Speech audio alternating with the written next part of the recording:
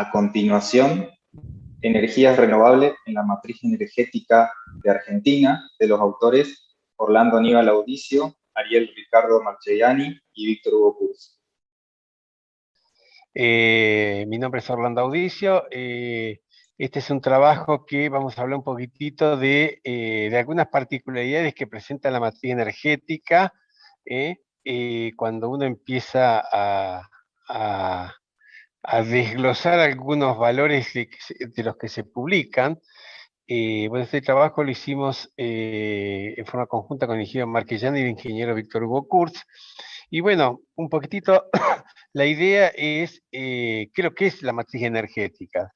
La matriz energética surge como resultado de lo que desarrollan todos los países, que es el balance energético. El balance energético de un país es donde el país recolecta toda la información de todas las fuentes de energía que tiene el país y que hacen a todo el proceso productivo y también al bienestar de la gente, ¿no? Por ejemplo, acá nosotros estamos viendo la matriz energética de la Argentina del año 2015 y 2019, ¿no es cierto? Y vemos, por ejemplo, cómo el petróleo y el gas natural tienen casi el 90% de explicación en el consumo de combustible que realiza la sociedad argentina. Y vemos cómo, por ejemplo, el tema de las energías renovables, todavía le está costando un poquitito tener una porción importante de esta materia energética. Nosotros estamos ahora a nivel global, ¿no? En todo un proceso de reconversión que inclusive se está hablando que en 30, 40 años el ser humano no va a hacer uso más de lo que es el petróleo. Así que los que estamos acá cerca de Vaca Muerta, tendríamos que entonces con ese contexto empezar a acelerar un poquitito para hacer algo con eso. Pero bueno, esto es lo que es el balance energético. Fíjense, por ejemplo, ¿no es cierto?, cómo si nosotros analizamos, por ejemplo, estos 4 años de 2015 al 2019, cómo la energía renovable ha tenido un crecimiento muy importante, pero fíjense que en el contexto global es el 5,8%, 7,8% si ponemos las grandes centrales hidroeléctricas, contra el 90% de los no renovables.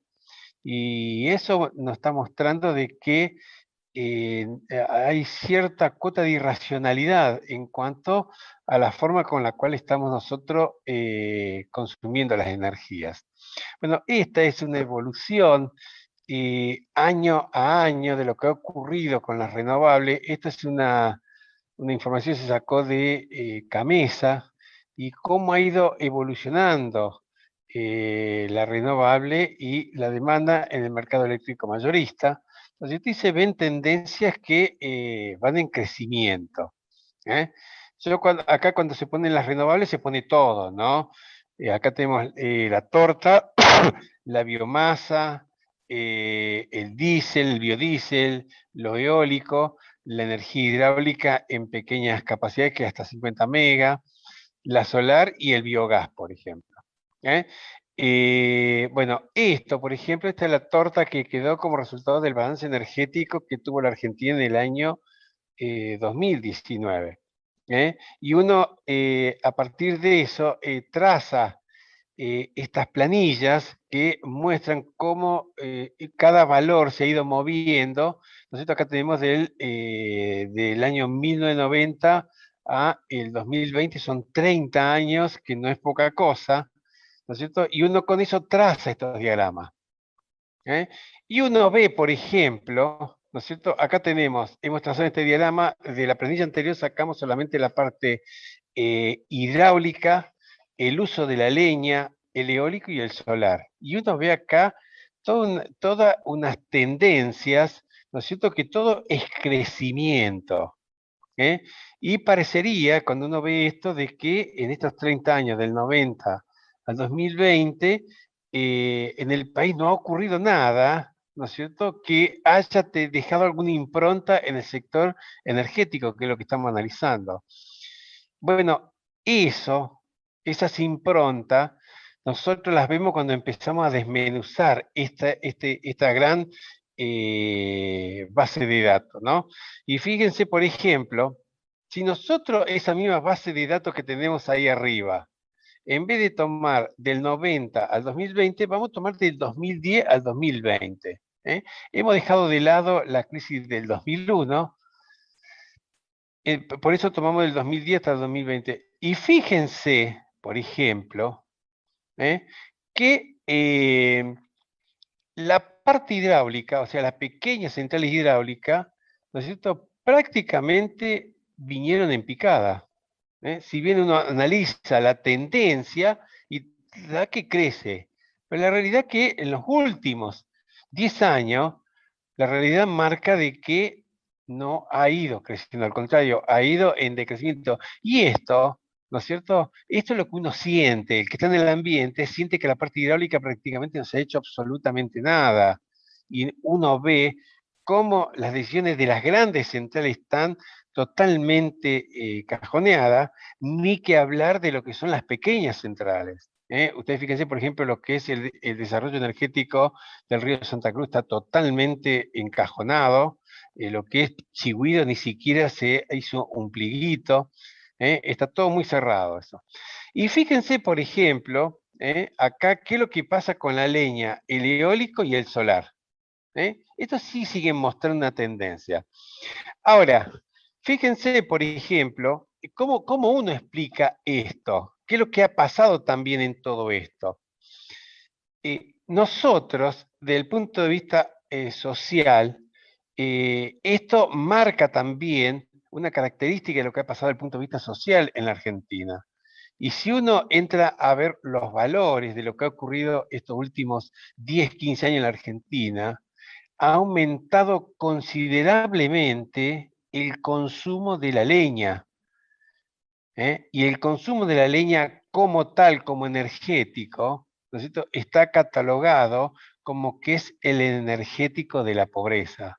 Y es razonable, ¿no es cierto?, que en la Argentina tengamos una tendencia creciente al uso de la leña, porque la Argentina en estos 10 años, ¿no es cierto?, ha acrecentado muchísimo su nivel de pobreza. Bueno, estas son las cosas que uno muchas veces en toda esta estadística que engloban 30, 40, 50 años, muchas veces se van perdiendo, ¿no? Pero cuando uno empieza a desmenuzar valores así en el corto plazo, empieza a ver estas improntas, lo que está pasando. Seguramente el año que viene, cuando tengamos ya los datos del 2021 firme, seguramente el diagrama que ustedes están viendo ahora va a tener una característica también, algunos picos, porque lo que ha pasado en el año 2020 y en el 2021 seguramente va a dejar una impronta muy marcada en lo que es el sector energético y lo que es el consumo, ¿no? Después, hay otra cosa, fíjense, por ejemplo, lo que ha pasado con el sector eólico, que es la línea verde, ¿no es cierto? 2018, 2019 y 2020, el crecimiento que hay. ¿No es cierto? Eso también marca un hito ahí también muy particular. ¿Qué es lo que ha pasado con eso?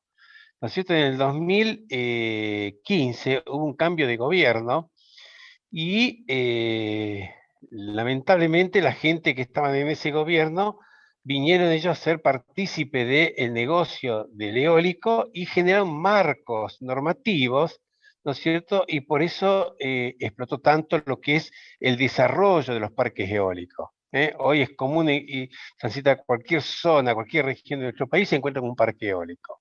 Bueno, ¿qué es lo que pasó? Se hizo un marco normativo que favoreció muchísimo. Por eso uno ve acá en la línea verde, donde prácticamente se despega en tendencia, principalmente en el año 2018 y 2019 y 2020, ¿no? Pero bueno, también ahí ocurrió eso. Hubo un marco normativo que permitió ese desglose. Bueno, un poquitito nosotros en este trabajo queríamos poner de manifiesto estas particularidades que tienen estas estadísticas globales, ¿no es cierto? Que cuando uno la desmenuza de esta parte empieza a ver estas cosas, ¿no? Y hay algo, ¿no es cierto?, que, y la historia sí lo marca, que son irrefutables, ¿no? Las cuestiones sociales están muy marcadas en las cuestiones energéticas. Eso pasa en todas partes del mundo. Y donde hay pobreza, los energéticos que se consumen son los energéticos de la pobreza, y donde no hay pobreza, se consumen energéticos que son de la pobreza, ¿no?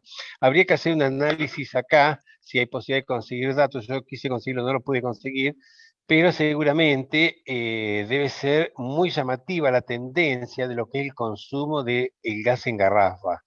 ¿eh?